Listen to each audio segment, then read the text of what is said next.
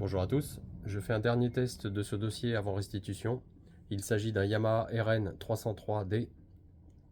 Je l'ai vu une première fois accidenté sous cet ancien dossier 51 871 le 3 septembre 2025. Donc il était en sécu, plus il avait subi un dégât transport. Donc j'avais procédé au remplacement de la carte ampli et j'avais remis en état l'esthétique, c'est-à-dire que cet appareil a un capot neuf, une façade arrière neuve, une carte ampli neuve. Il n'a plus de numéro de série, ce qui est tout à fait normal quand je change le panneau arrière. Moi, je l'ai noté à l'intérieur au marqueur. Ça me permet de tracer l'appareil. Je vous montre la période de test sur laquelle je l'ai testé sans aucune détection de dysfonctionnement. Donc il a fonctionné 2 jours, ce qui correspond à 2 fois 24 heures, plus 6 heures. Donc on est à 30 heures et 27 minutes de fonctionnement au total.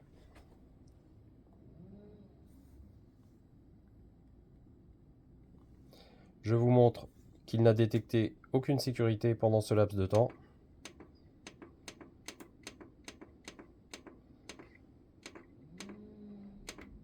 Donc la dernière sécurité aurait été enregistrée en position 1. Donc s'il n'y a rien en position 1, c'est qu'il n'y en a pas après forcément. Et là vous le voyez bien que j'ai le message No Protect. Cet appareil était en sécurité de type PS, ce qui m'indique soit une surcharge de l'alimentation, soit une présence de tension anormale sur les entrées. Ça peut déclencher également une sécurité. Soit des conditions de température. Pourtant cet appareil est équipé de sondes de température, donc ça ne devrait pas impacter la détection PS. Je vous montre ici les automesures en mode de mesure DC, donc qui contrôle les niveaux de tension de continu en sortie des étages de puissance. Ici je vous montre les 3 mesures d'alimentation qui sont faites par l'ampli.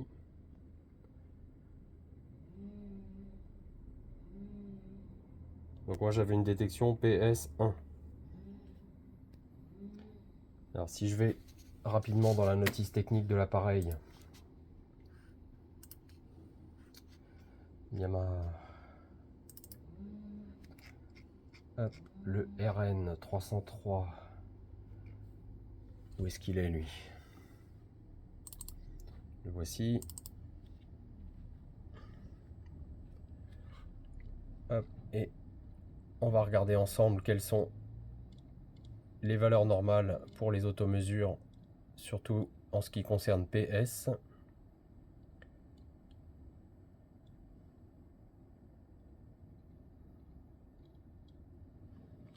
Voilà, hop.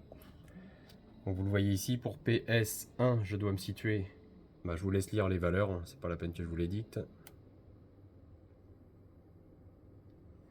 Voilà, et vous voyez bien que je suis absolument dans les 3 fourchettes indiquées.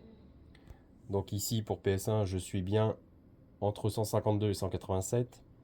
Ici, je suis bien entre 77 et 132. Et ici, je suis bien entre 110 et 168. Donc je n'ai aucune détection de dysfonctionnement. Et concernant l'automesure DC, donc ça doit être indiqué juste avant, je dois me situer entre 52 et 171. Et c'est le cas, l'appareil mesure 109. Ensuite, il y a les détections de température. Je les ai passées, c'est ici. Donc je dois être pour TM1 entre 15 et 134. TM2 n'est pas utilisé sur cet appareil.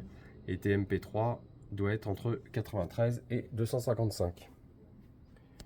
Et vous le voyez, je suis bien ici entre 15 et 134. Et je suis bien ici entre 93 et 255. Sachant que l'appareil est froid, hein, je viens de le sortir de la réserve. Donc cette dernière température va baisser au fur et à mesure que l'appareil monte en température et se remet à température ambiante. Il était dans ma réserve et il ne fait pas très chaud aujourd'hui, je dois avoir 15 degrés dans la réserve. Je ne vais pas faire de reset, je laisse ce temps d'utilisation ici. Je ne fais pas de reset non plus des codes de protection puisqu'il n'y a rien en protection.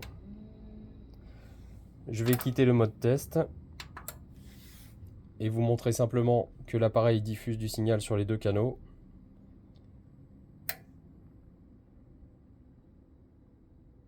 J'avais utilisé principalement cet appareil en connexion réseau sans fil, en radio internet, donc il devrait redémarrer sur le dernier statut. Voilà, j'augmente le volume. Vous le voyez ici à l'oscillo, les deux canaux sont présents. Je vais décaler les traces. Hop, je vais mettre la voie droite en haut, la voie gauche en bas. Vous le voyez, j'ai bien les deux canaux,